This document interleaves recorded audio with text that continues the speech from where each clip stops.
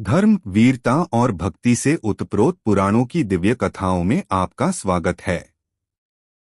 आज हम आपको लेकर चलेंगे पद्म पुराण के एक अद्भुत और रोमांचकारी अध्याय की ओर, जहां धर्म और अधर्म के बीच संघर्ष केवल शस्त्रों से नहीं, बल्कि आस्था, संकल्प और मर्यादा से भी होता है। यह कथा है धर्मनिष्ठ और विष्णु भक्त राजा सुबाहु की, जिनका जीवन आदर्श, संयम और भक्ति का प्रतीक है। यह कथा है वीर लक्ष्मीनिधि और पराक्रमी सुकेतु के बीच उस भीषण युद्ध की, जिसने रणभूमि को देवताओं तक के लिए विस्मय का विषय बना दिया। जब एक ओर धर्म के रक्षक अपने कर्तव्य के लिए खड़े होते हैं और दूसरी ओर वीरता अपने चरम पर पहुंचती है, तब जन्म लेती है ऐसी गाथाएं जो युगों युगों तक स्मरण की जाती हैं। इस अध्याय में आप देखेंगे एक विशाल और भयंकर सेना का अद्भुत दृश्य, रणनीति से रचित क्रौंचव्यूह, वीरों की प्रतिज्ञाएं, तीरों की वर्षा से गूंजता आकाश, और अंतः गदा तथा बाहुयुद्ध का वह दृश्य जहां केवल शक्ति ही नहीं, साहस और धैर्य की भी परीक्षा होती है। तो आइए स्वयं को उस प्राचीन काल की रणभूमि में ले चलें, जहां हर श्वास में पराक्रम है, हर क्षण में संघर्ष है और हर कथा में छिपा है धर्म का अमर संदेश। अब आरंभ करते हैं यह दिव्य प्रसंग। राजा सुबाहु की प्रशंसा तथा लक्ष्मीनिधि और सुकेतु का इंद्रयुद्ध। मुनिवर राजा सुबाहु को सेना का आकार बड़ा भयंकर दिखाई देता था। वह मेघों की घटा के समान जान पड़ती थी।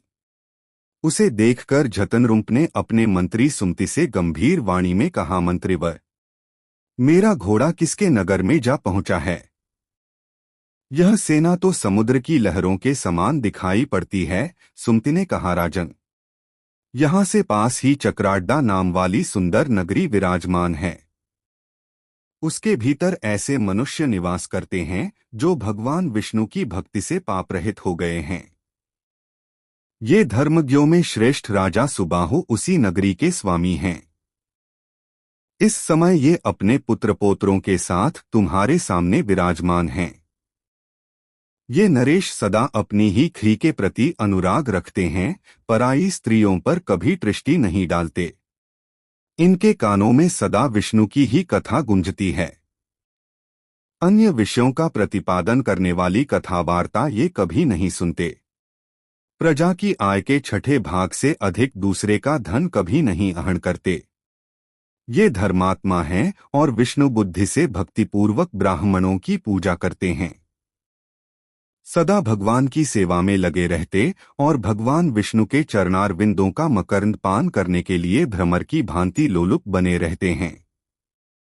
परधर्म से विमुख हो सदा स्वधर्म का ही सेवन करते हैं। वीरों में कहीं भी इनके बल की समानता नहीं है। इस समय अपने पुत्र का युद्ध के मैदान में गिरना सुनकर ये क्रोध और शोक से व्याकुल होकर युद्ध के लिए उपस्थित हुए हैं। मंत्री की बात सुनकर शत्रुघ्न ने अपने श्रेष्ठ योद्धाओं से कहा, वीरों, राजा सुबाहु के सैनिकों ने आज क्रौंचव्यूह का निर्माण किया है। इसके मुख और पक्षभाग में प्रधान प्रधान योद्धा खड़े हुए हैं। तुम लोगों में कौन ऐसा सशक्त वेत्ता है जो उन वीरों का भेदन करेगा? जिसमें व्यूह का भेदन करने की शक्ति हो, जो वीरों पर विजय पाने के लिए उद्यत हो, वह मेरे हाथ से पान का बीड़ा उठा ले। उस समय वीर लक्ष्मीनिधि ने क्रौंचव्यूह को तोड़ने की प्रतिज्ञा करके बीड़ा उठा लिया। पुष्कल ने उनके पीछे सहायता के लिए जाने का विचार किया। तदंतर शत्रुघ्न की आज्ञा से रिपुताप, नीलर्ल, उग्रास्य और वीरमर्दन सब लोग क्रौंचव्यूह का भेदन करने के लिए लक्ष्मीनिधि के साथ गए। व्यूह के मुखभाग में सुकेतु खड़े थे।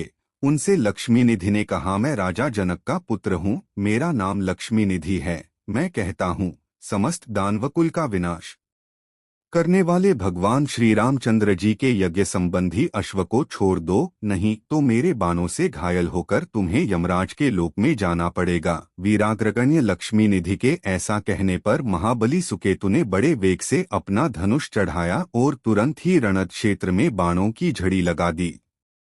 यह देख लक्ष्मीनिधि ने भी अपने धनुष की प्रत्यनज्ञा चढ़ाई और सुकेतु के बाण समूह को वेगपूर्वक नष्ट करके उनकी छाती में 6 तीखे बाण मारे। उनके प्रहार से सुकेतु की छाती छिद गई। इससे क्रोध में भरकर उन्होंने 20 तीखे बाणों से लक्ष्मीनिधि को मारा। तब लक्ष्मीनिधि अपने धनुष पर अनेकों सुदृढ़ एवं तेज धार वाले बाण चढ़ाए। उनमें से 4 सहायकों द्वारा उन्होंने सुकेतु के घोड़ों को मार डाला। एक से उनकी भयड्डूर ध्वजा को हंसते हंसते काट गिराया। एक बाण से सारथी का मस्तक धड़ से अलग करके पृथ्वी पर डाल दिया। एक के द्वारा उन्होंने रोष में भरकर प्रत्यज्ञासित सुकेतु के धनुष को काट डाला तथा एक बाण से उनकी छाती में बड़े वेग से प्रहार किया। लक्ष्मीनिधि के इस अद्भुत कर्म को देखकर समस्त वीरों को बड़ा विस्मय हुआ।